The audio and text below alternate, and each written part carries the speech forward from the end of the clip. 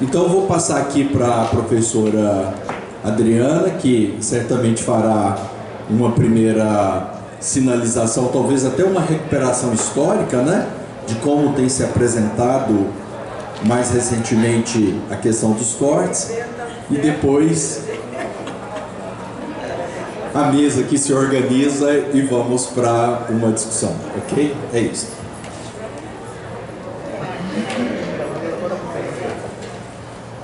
Bom dia a todos e todas. Esse momento aqui é muito importante porque hoje é um dia de mobilização, paralisação nacional.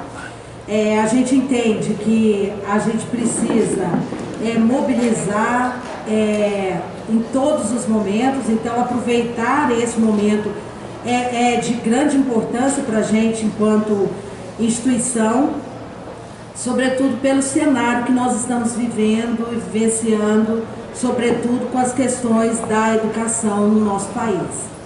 Então esse evento de hoje, ele é um evento articulado da direção do campus, juntamente com o sindicato, no sentido da gente trazer, fazer um momento de uma análise de conjuntura, da gente fazer uma análise do que vai refletir essa questão de cortes, bloqueios no nosso orçamento, outras questões que se desdobram com relação a essas questões.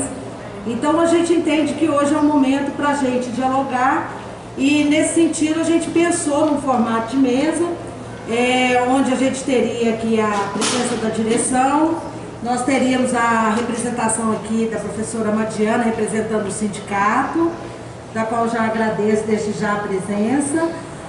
Nós estamos também, se nós estamos falando em orçamento, em questões administrativas, não tinha como a gente não ter ao nosso lado o nosso diretor de administração, que é o Paulo, e também essa instituição, ela tem todo o seu sentido com os estudantes. Então, o Matheus aqui conosco não é uma representação simbólica, mas é uma representação real de que o que nós estamos fazendo e pensando tem que ser para os estudantes e para a sociedade. Então, nesse sentido, a gente vai fazer esse evento, onde a gente vai ter uma breve fala de cada um, no máximo, aí a gente vai gastar em torno de 5, 10 minutos para cada um em sua fala, e depois a gente vai abrir, porque isso aqui não é um debate, é uma audiência, é algo para tirar dúvidas, é para fazer perguntas, é para fazer análise, complementar as análises de conjuntura. Então é um espaço aberto, então sintam-se à vontade para participar, e é isso que é importante, né? Que a gente dialogue, que a gente amplie esse diálogo com a comunidade. Então, como o professor Valmir falou, nós vamos fazer assim, eu vou fazer uma fala, depois eu passo talvez para o Paulo ou para o Madiana, não tem um roteiro aqui, a gente vai seguindo aqui, mas o que a gente entende, né? Que hoje o cenário é cada vez mais incerto, e essa questão do desmonte, né, das universidades, dos institutos federais, não é algo não pensado, pelo contrário, é um projeto muito bem articulado. O governo, sobretudo, a partir do golpe de 2016, ele vem, a gente fala que está sendo chicoteado dia a dia, né, por esse governo, com cortes, bloqueios, contingenciamentos, ameaçando todas essas nossas instituições, tanto os institutos federais quanto as universidades, o Cefet, o Colégio Pedro II, e essa ameaça, né, esse dia a dia tem causado, a intenção é de causar um sufoco, da gente perder fôlego do diálogo, perder fôlego de vontade de fazer os trabalhos que deveríamos fazer dentro da instituição, desmobilizar e sem contar no mar de dívidas que essas instituições dia a dia vão acumulando. porque à medida que a gente tem menos recursos, com certeza maior dívida a gente tem. A gente pode não ter uma dívida real, mas na verdade nós estamos deixando a cada ano de executar várias ações, porque nós já estamos cortando no nosso planejamento. Então nós estamos ficando sim com dívidas que essas dívidas, na verdade, quem fica com essa dívida são os nossos estudantes e a nossa sociedade, que nós deixamos de fazer uma educação melhor, com mais qualidade, e dessa forma os maiores prejudicados são vocês, estudantes, e são a sociedade. Esse atual bloqueio, né, que nós tivemos, então assim, o Paulo depois vai dar como ele é da área da administração, da contabilidade, vai entrar nesse detalhamento da diferença, o que é contingenciamento, bloqueio, corte. Então nós tivemos aí, tanto nos institutos federais, nos 2 Cefes, no Pedro II, esse inicial um bloqueio e depois veio com corte. E que isso causa uma grande preocupação tanto na rede federal quanto também para as universidades. E esse modus operandi, né, do governo com relação ao orçamento, ele vai desde a demora da sua aprovação a cada ano, da aplicação de contingenciamento, de não passar aquele recurso que foi autorizado, ele não vai passando, vai fazendo bloqueios e cortes. Ou seja, isso inviabiliza qualquer tipo de planejamento orçamentário dentro da instituição. Então nós ficamos amarrados sem poder dizer o que podemos fazer com o orçamento que a gente supõe que tem, ou o que vai sobrar daquilo que será colocado para as instituições. Então, sem contar que com isso, a gente sabe que isso, sem contar ao final do ano também, quando a liberação mais para o final do ano, fala assim, não vamos ter cortes, bloqueios, vamos liberar o orçamento lá para outubro, novembro. O tempo para a administração pública, esse tempo é insuficiente para fazer contratos, aquisições, empenhar novas ações. Ou seja, às vezes a gente devolve recursos e isso causa uma ideia, uma falsa ideia de improbidade administrativa ou de má administração, porque esse recurso vem sem condições de ser utilizado pelas instituições. Como que a gente vai, por exemplo, abrir um edital em novembro, dezembro, uma ação que tem que ser paga naquele mesmo ano? Então tudo isso inviabiliza todas as ações que nós temos. Nesse cenário também de cortes, a gente tem que tomar algumas decisões, e elas são muito caras. Vocês acompanharam a audiência pública com a reitoria, e essa é a defesa não só da reitoria, mas do campus Goiânia também, que a gente não quer deixar de honrar nenhum compromisso. E se a gente tiver que mexer em cortes, com certeza não mexeremos não haverá cortes na assistência estudantil.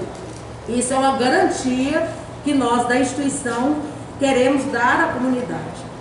Outro local que nós não queremos cortar com relação aos nossos terceirizados. Nós entendemos que essa questão dos terceirizados, nós não podemos, nós temos que acolhê-los no momento que hoje nós vivenciamos aí de alta taxa de desemprego, pessoas aí entrando cada vez mais, aumentando as questões de vulnerabilidade social e econômica, e nós não podemos corroborar com essas questões. Então a gente quer assegurar esses contratos, nós queremos assegurar a assistência estudantil. Amanhã, essas questões ainda não foram dialogadas na instituição, porque cada semana é uma nova, né, como eu falei, um novo chicote que nós recebemos. Então, nós amanhã teremos uma reunião com o Colégio de Dirigentes, cuja pauta é o orçamento institucional. porque já tivemos uma pauta anterior, agora nós vamos ter novamente, porque novas medidas aconteceram e novas ações nós teremos que rever, reassumir com base nesse cenário. Então, o que eu disse, né? A gente não quer comprometer nenhuma ação que nós planejamos aqui no campus. O objetivo é não ter, a gente lutar para que a gente não tenha nenhum corte com relação àquilo que foi aprovado. E a gente sabe que alguns campos têm a gente falava antigamente que tinha gordura, não tem gordura. Na verdade, a gente já tá todo mundo fitness. Alguns já estão, o que a gente fala, que alguns campos já estão desnutridos. Então, assim, a gente diz que o campus goiano ainda está fitness, porque não é que isso tem uma gordura, tem um orçamento que dá conta de cobrir todas as suas proposições no momento, mas a gente sabe que isso não é uma realidade institucional. Então, a gente não sabe se, com firmando mesmo todos esses cortes, bloqueios, até que ponto que nós também não teremos aí, porque se vai ser um corte linear, ou se nós teremos cortes diferenciados de acordo com justamente esse perfil orçamentário dos campos. Então, nesse cenário também, mudou muito, né? Novamente, voltando lá, sobretudo a partir do golpe de 2016, há uma necessidade, o recurso que ia para o MEC, e que as instituições buscavam junto ao MEC recursos para infraestrutura, aumento da assistência estudantil, melhoria de projetos de ensino, pesquisa e extensão. Esse dinheiro hoje, ele está na bancada parlamentar. O que nos faz agora buscar uma aproximação com vereadores, deputados estaduais, deputados federais, senadores, e solicitar orçamentos, e buscar orçamentos de forma até mesmo individual. Eu, como diretora de campus, tenho que buscar recursos para o campus. E vai buscando a fazer essas conversas com parlamentares. Isso também é uma ação de desmonte, porque nós deveríamos estar dialogando orçamento, melhorias do nosso recurso com o Ministério da Educação e não com parlamentares. Então, dessa forma, é uma outra questão que a gente precisa alterar, é que esse recurso volte para o MEC, para que a gente dialogue com quem nós deveríamos dialogar, que é com o Ministério da Educação.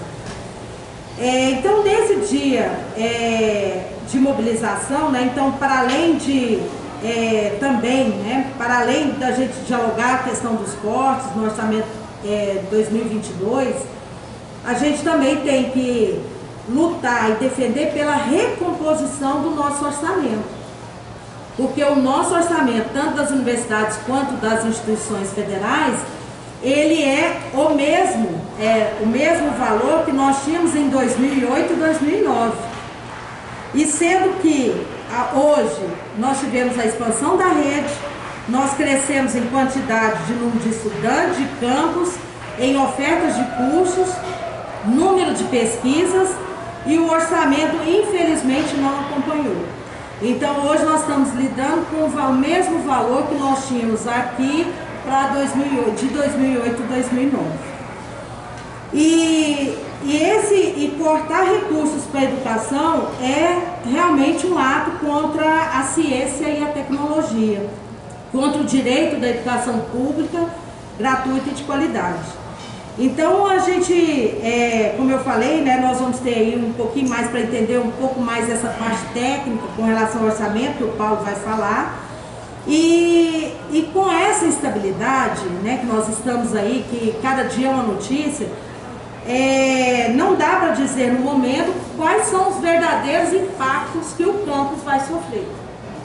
A gente sabe que teremos impactos, mas quais vão ser eles? Nós vamos ter que entender dialogar, nós vamos passar isso, nós temos já pauta para fazer esse diálogo junto ao Campus, para que seja uma decisão colegiada com relação ao orçamento. Já deveria ser a gente passar esse orçamento, mas com essa estabilidade, nós estamos ensaiando, né, Paulo, de levar essa pauta para o Campus, mas cada vez tem uma medida que fala, volta para trás, que nós temos que fazer, rever tal ação. Então, não é possível a gente, assim, dizer onde, né, exatamente onde hoje, com esse corte, onde nós estaríamos aí deixando de realizar o quê?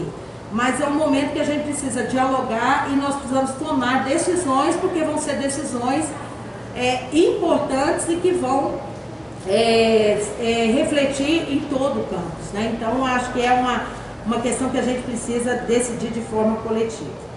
Então, amanhã, como eu já disse, nós teremos essa reunião. Então, esse assim, é um preâmbulo, né, da minha fala. Eu já vou parar por aqui. Aí eu não sei se eu passo para o Paulo agora, porque aí ele entra nessa questão orçamentária e depois a gente passa e vê quem dos dois começa aí a fala. Então, é isso. Obrigada.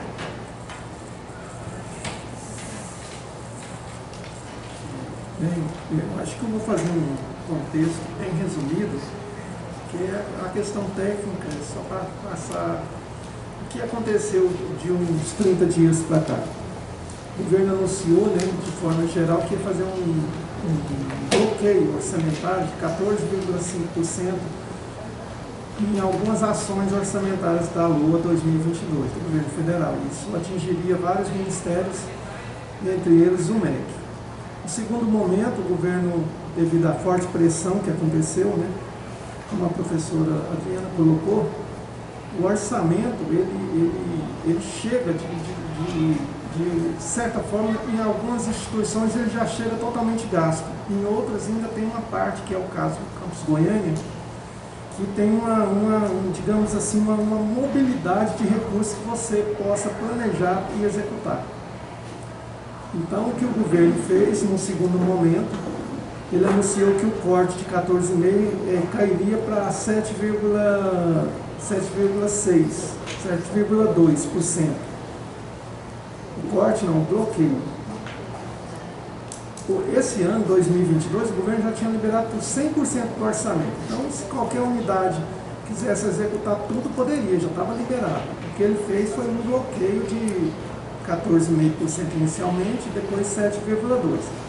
E quando foi agora na semana passada, ele anunciou que dos 7,2% bloqueados, e quando a gente fala bloqueado, você entende que é um recurso que você está indisponível para gastar, mas no futuro, daqui para dezembro, poderia ser liberado.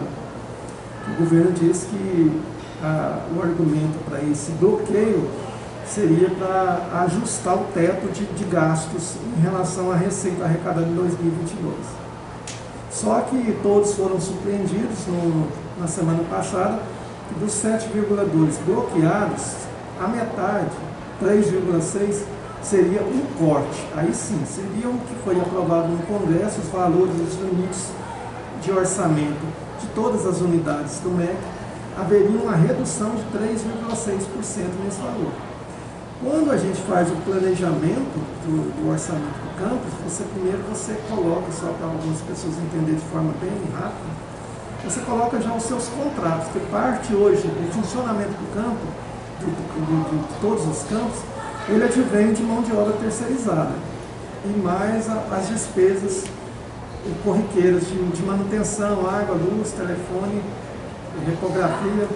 Então tem algumas despesas que elas já nascem um ano carimbada, e elas são indispensáveis para o campus funcionar. O que é que a gente visualizou então nesse suposto corte de 3,5%, 3,6% e também um bloqueio? Onde o valor, primeiro nós visualizamos esse valor e qual o planejamento a seguir.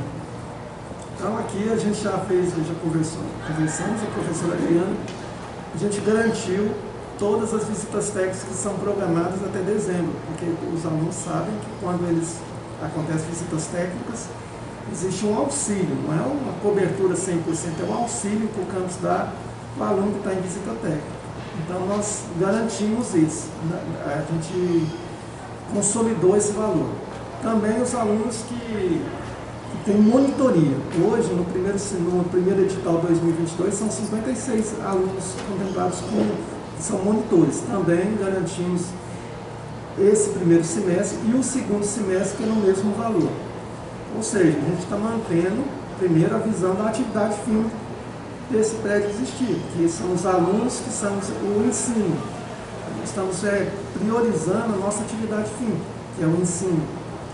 Também a gente garantiu, e aí não é bem nossa, é uma decisão até do governo, da assistência estudantil. A assistência estudantil dentro do IFG ela é composta por restaurantes universitários, campos que têm restaurantes, e também o auxílio permanência e o auxílio alimentação. Aqui no campus, para vocês terem uma ideia do montante disso, aqui no campus está previsto o pagamento de 9 parcelas de 1.000 a 1.400 auxílios. Quando a gente diz 1.400 auxílios, porque tem alunos que são contemplados com 2 auxílios. Necessariamente, talvez não sejam 1.400 alunos, mas são 1.400 auxílios, 9 parcelas, de abril até dezembro. Esse recurso, ele não foi atingido no corte, porque foi uma outra ação. Então, isso também a gente já traz como garantia que, pelo menos até hoje, nesse momento, na minha fala, que não vai ter nenhum prejuízo, não vai sofrer nenhum impacto.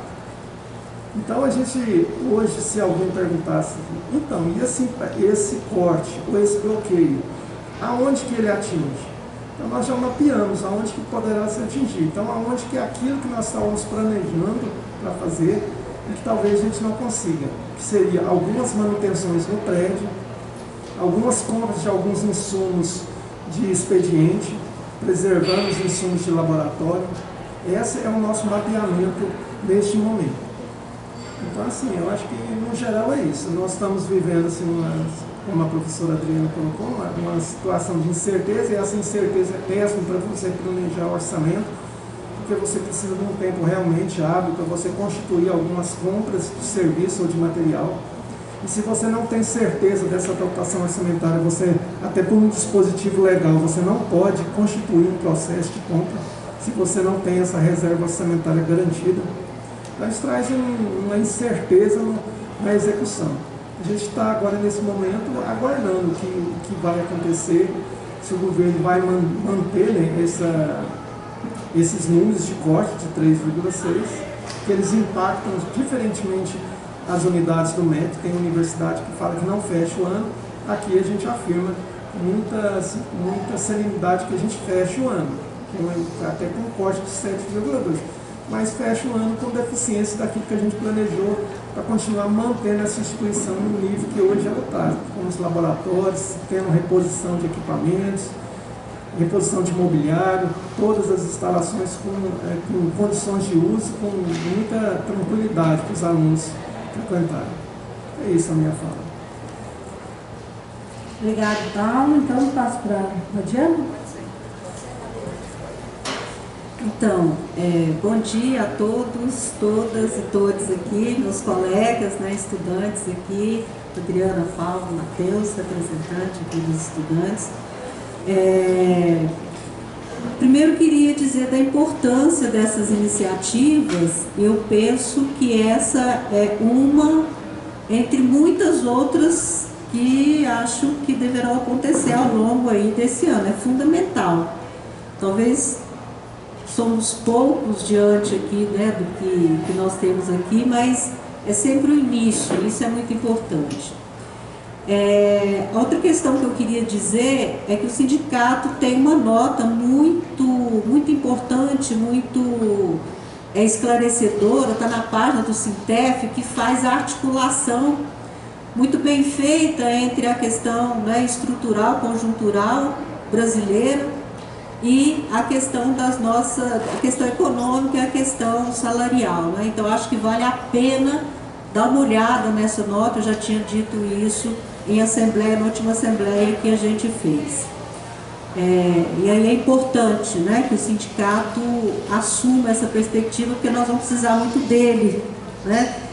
na medida em que a educação brasileira, ou todos os avanços da educação brasileira, os processos de democratização, de universalização e a perspectiva de ter uma educação fundamentada nos preceitos da emancipação, são conquistas basicamente da luta dos trabalhadores e estudantes organizados. Então, se a gente faz aí um passeio na história, né, da educação brasileira, nós vamos ver que o Estado, em nenhum momento, a não ser em momentos que queria, né, tomar a educação da perspectiva instrumental, pragmática, ele assume determinadas tendências, né, determinados preceitos da educação, mas fundamentalmente na perspectiva da universalização, democratização, uma educação de qualidade acadêmica e social. Essa é uma luta basicamente dos trabalhadores e dos estudantes, né, no Brasil. Então eu queria começar aqui, aliás, continuar aqui, trazendo uma ideia que está muito incorporada no movimento hoje, né, no movimento estudantil, no movimento de professores, e que diz muito do que é a educação no Brasil, né, com esse Estado brasileiro que a gente tem. A crise na educação não é uma crise, é um projeto. Darcy Ribeiro. E aí eu só faço um reparo naquele texto, professor Valmir, do sindicato, porque no texto diz que esse governo que está aí é um governo incompetente. Não, ele não é um governo incompetente. Ele traduz um projeto de educação. E que projeto é esse de educação? Né? Na verdade, é uma releitura dos projetos de educação que a classe dominante sempre teve para o Brasil, se a gente for pensar ali no período, né, da República para cá. Que projeto é esse? Primeiro, acabar com todas as iniciativas que têm como base uma educação emancipatória.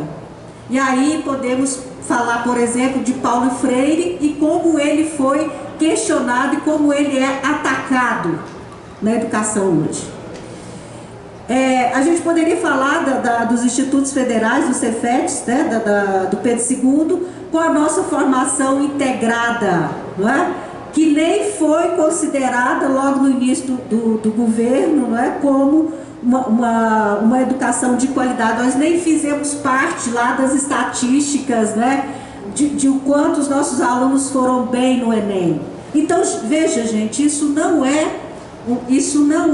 uma incompetência, isso é um projeto que visa que tipo então de educação, né?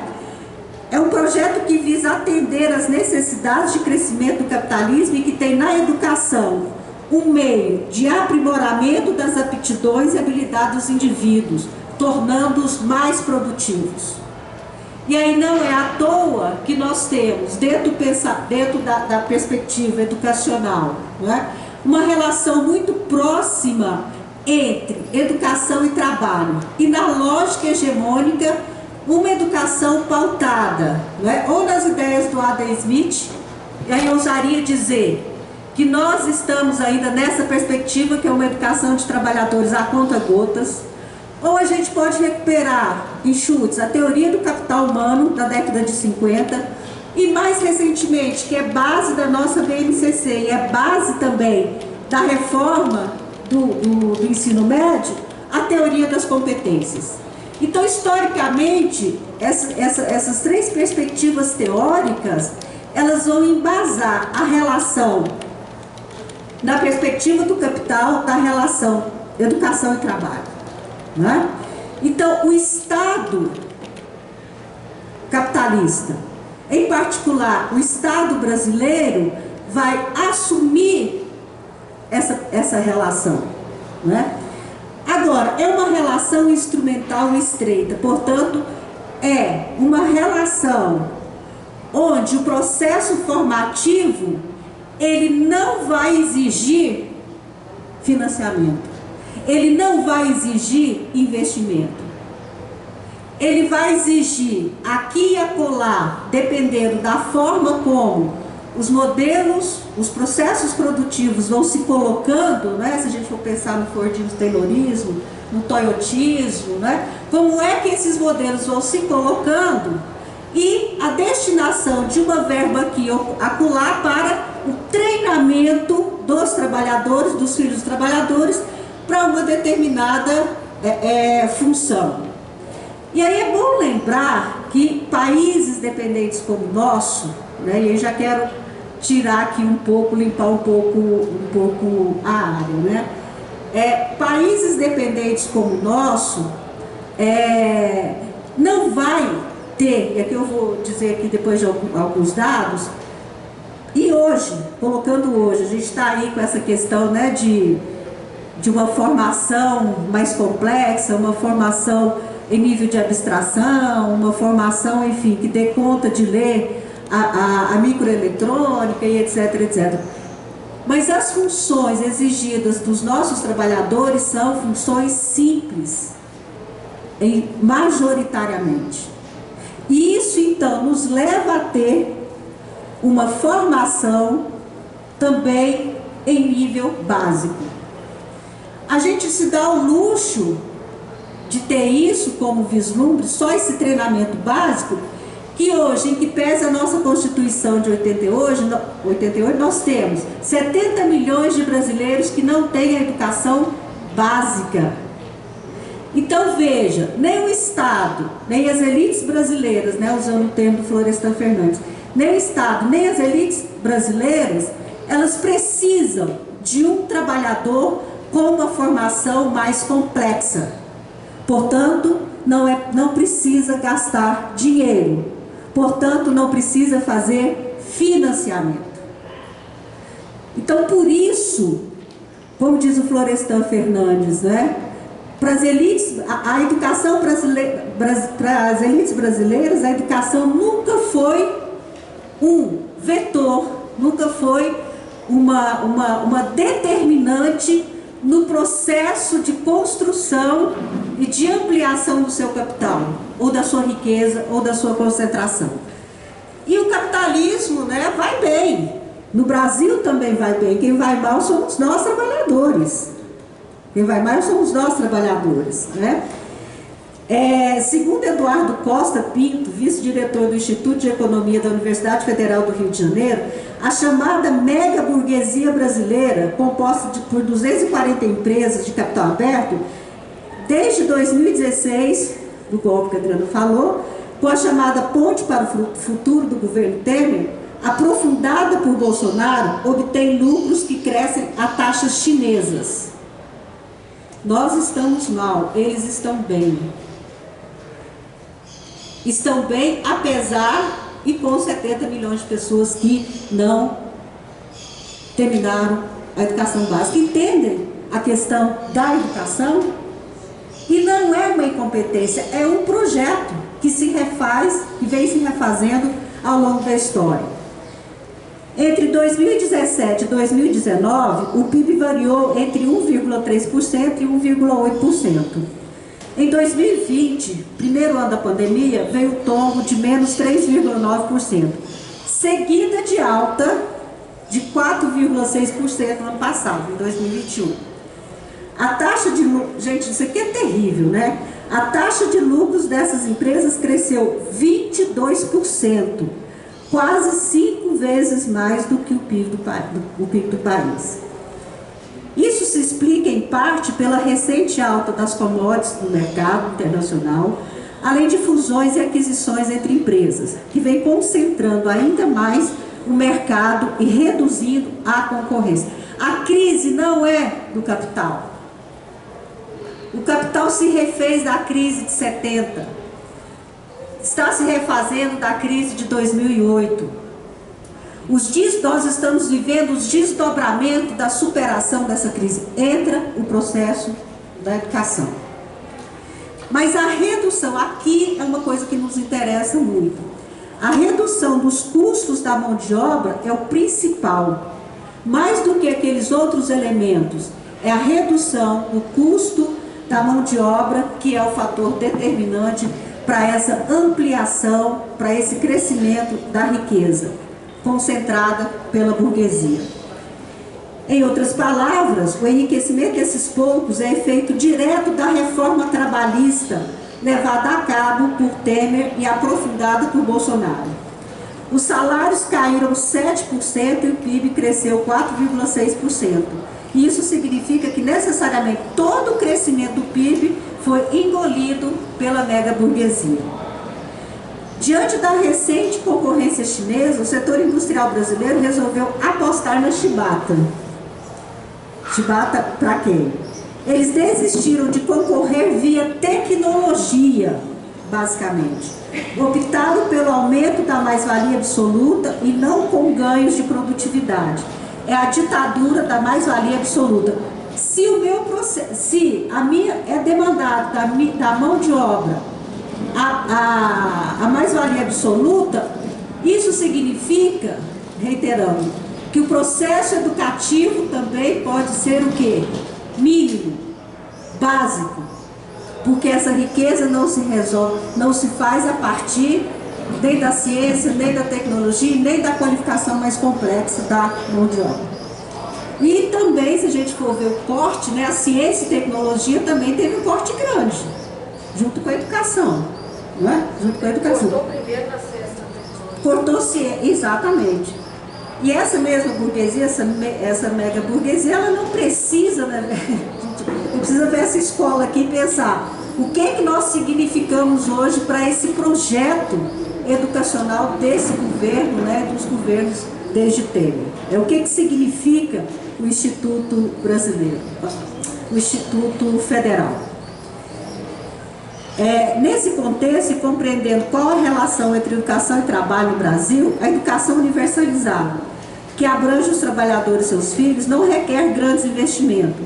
E ela pode ser dada a doses homeopáticas. Veja, nós não estamos nem falando aqui da teoria do capital humano e nem das competências, se bem que a teoria das competências também reduz muito a formação nossa. Mas estamos lá no Adam Smith com as doses homeopáticas ainda, né?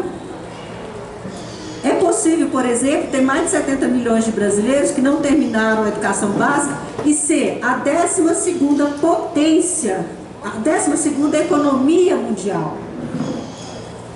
Dentro dessa perspectiva, os cortes e bloqueios orçamentários para o desenvolvimento da educação, da ciência e da tecnologia se justificam. Não é preciso ter diante desse projeto. Em particular, no governo Bolsonaro, acresce ainda a cruzada cultural e ideológica contra as universidades e institutos, logo, segundo o atual governo, de uma doutrinação ideológica. E ainda tem isso, né? O governo Bolsonaro ainda tem esse desprezo, né, pelos nossos institutos e universidades. Então, a quem interessa a educação pública gratuita de qualidade, fundamentada nos princípios da emancipação humana? As trabalhadoras e os trabalhadores. Porque existe, porque resiste e porque vai se fortalecer. Porque a história da educação nos faz lembrar das grandes manifestações, grandiosas mesmo, né? Só lembrando aqui da década de 80, né, Adriana? Das grandes manifestações em relação à educação. Porque a história da educação nos faz lembrar dessas grandes manifestações e nos animar para o que estamos realizando hoje. Então, gente, a luta pela educação e a manutenção da educação pública de qualidade gratuita, ela é uma luta nossa. É uma luta nossa. Então, se nós não fizermos essa luta, realmente nós vamos retroceder ainda mais. Então é importante, não é, toda essa articulação que nós estamos fazendo aqui, e vamos ver se o nosso movimento cresce e que a gente consiga aí articular e que no ano que vem, quiçá, a gente tenha melhores notícias. Obrigada.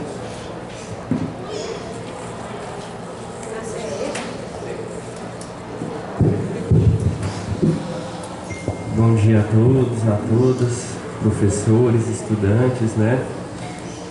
Agradecer o convite do sindicato, uma oportunidade de mostrar, né, que ainda há movimento estudantil, professores organizados, né, que estão construindo um movimento real, denunciando, né, o projeto que há aí de educação, né, para o Brasil, uma vez que a mídia burguesa ela não está apresentando o que está acontecendo em termos de mobilização, né? Dia 9, aqui em Goiânia, tivemos um ato, né, denunciando o bloqueio, o corte e apresentando uma alternativa de educação, né? Esses atos também aconteceram em todo o país, né, principalmente nas capitais, e hoje há uma marcha para Brasília. Aqui do IF, do campus Goiânia, saiu estudantes, né, para Brasília para compor esse ato, então, na capital federal. Então, essa atividade de hoje é fundamental e espero que volte a acontecer à tarde, né, para o pessoal da licenciatura, à noite, né, para as outras graduações, para a EJA, os cursos técnicos, né. Então, obrigado. Desde o golpe, né, de 2016, no qual se intensifica a agenda neoliberal aqui no Brasil, presenciamos e sentimos na pele a implementação de pacotes de políticas de austeridade fiscal e de privatização, que tem como real objetivo a transferência de renda do Estado das áreas públicas sociais, né, para o bolso dos banqueiros, especuladores e detentores da dívida pública. Essa transferência de renda ela acontece via rolagem, né, da dívida pública. Então, né, as áreas como saúde, educação e políticas de moradia e cultura ficam afetadas, né, sofrem vários ataques diariamente, se bem que é seletivo, né, porque para os sertanejos universitários que leva a ideologia, né, aí do mundo agrário, rola aí shows de 800 mil, 1,2 milhões, né. E na educação, principalmente depois que o Bolsonaro assume a presidência, né, esses ataques contra a educação se intensificam. A educação, então, vira o espantalho e o bode expiatório favorito, né, do Bolsonaro. E não é à toa que nesses 4 anos de governo não vimos, de fato, nenhuma política pública de valorização, né, da educação e, pelo contrário, a gente vê inúmeros ataques ideológicos, né, contra professores, movimento sindical, movimento estudantil, que eu acho assim que o que expressa maior esse ataque ideológico é aquela fala do ministro Milton Ribeiro, né, que fala que a universidade ela não é para todos, ela tem que ser para poucos, né, ela tem que ser seletiva e cumprir um papel bem definido de servir ao capital. E esses ataques também, né, na educação, ela se dá pela grande rolagem de ministros, né? É um absurdo a gente ter entre 4 e 5 ministros aí de educação em 4 anos de governo, né? Qual que é o planejamento que esse governo, então, ele tem para a educação, uma vez que há uma sucessiva troca, né, de ministros. E na forma prática, esses ataques eles se dão tanto nos cortes quanto nos contingenciamentos, né, na educação e na ciência, prejudicando então a formação acadêmica dos estudantes, né, e o trabalho via pesquisa e a assistência estudantil, que visa a permanência e a manutenção desses estudantes nos cursos superiores. Ora, desde que eu entrei na faculdade, aqui já estou indo para o 4º ano, né, finalizando o curso, e não tem um dia de paz, né, sempre assim, nossa, será que vai conseguir chegar ao final do ano? Será que vai ter verba suficiente para assistência estudantil? Será que o colega que tinha uma bolsa de permanência no semestre passado vai conseguir ter agora nesse semestre, né? É importante destacar, né, que esse bloqueio, apesar de não afetar tanto, né? Afeta, né? Mas vai dar para ter a manutenção do ensino até o final do ano, né? Como foi dito anteriormente, ela inviabiliza a extensão e a pesquisa. E a extensão e a pesquisa é a forma, né, de se produzir ciência e dar esse retorno, né, para a comunidade, principalmente para o trabalhador e para a trabalhadora, né? E desde que o Bolsonaro assumiu, né, o governo, a gente teve em 2019, né, o anúncio de corte de metade do orçamento da CAPES, que resultou então nos tsunamis da educação, onde milhares de estudantes foram às ruas. Em 2020, a falta de investimentos em política de assistência estudantil, visando a permanência e minimizar os danos, né, do ensino remoto na pandemia, que ainda está aí, não pode esquecer, a pandemia ainda está aí, está ceifando vidas e tal. E nesse período, onde que tinha que ter mais investimento, né, para suprir, né, essa demanda aí do ensino remoto, a gente teve o menor orçamento do MEC na década. Em 2021, né, a gente teve o atraso das bolsas de residência pedagógica e PIBID, que foi resultado de falta de verba no CNPq, e também em 2021 foi o 5º ano consecutivo de redução do dinheiro da verba na educação. E como respostas, né, a esses ataques, vimos o movimento estudantil mobilizando ou tentando mobilizar suas bases, pois a conjuntura não está fácil, né, para o movimento estudantil. Fruto dos longos anos de falta de mobilização real, né, que levaram a um desgaste, descrédito, né, do próprio movimento estudantil. Ainda veio a pandemia e aí que desmobilizou geral, porque estava todo mundo estudando de suas casas, né? Mas mesmo com esse desgaste, tivemos mobilizações, né, em 2019 e 2021, no qual conseguimos reverter, por exemplo, o atraso do pagamento das bolsas de PIBID, de residência pedagógica, e garantir a verba para o final do programa, porque até então a gente tinha o atraso das bolsas, começou ali em agosto, setembro, ficou até novembro, dezembro sem pagar.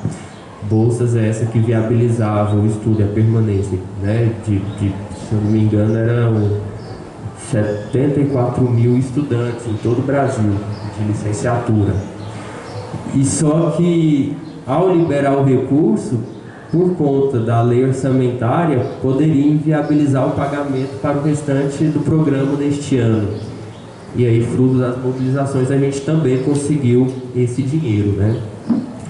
Já neste ano, onde a gente deveria ver uma valorização da educação, ver aumento de verbas para combater, né, os impactos da pandemia, tanto por conta da evasão quanto pelo déficit, né, da educação, porque a pandemia precarizou, né, o ensino, por causa do ensino remoto, deveria então ter disponibilizado mais verba para fomentar projetos de ensino para tentar recuperar esse déficit, né?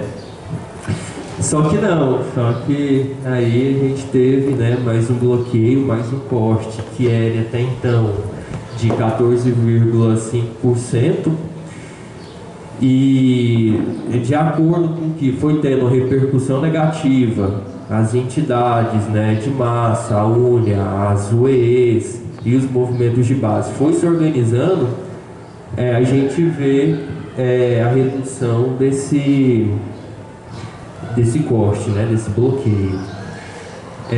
Então, passando já aqui para a segunda metade da fala, o que temos de compreensão dessa conjuntura.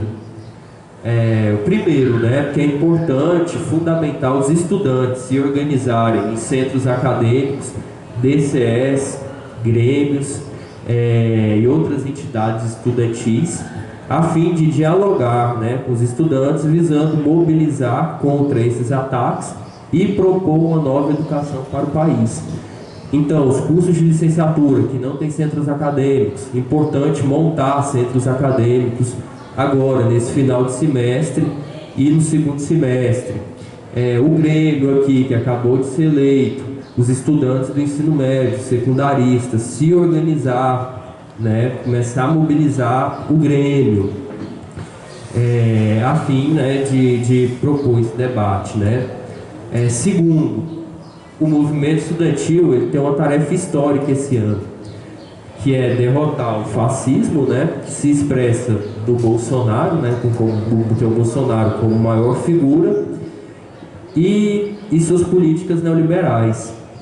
Então é fundamental, né, faz parte dessa tarefa histórica desse ano, manter as mobilizações de ruas e as atividades de debate dentro das universidades e dos institutos federais.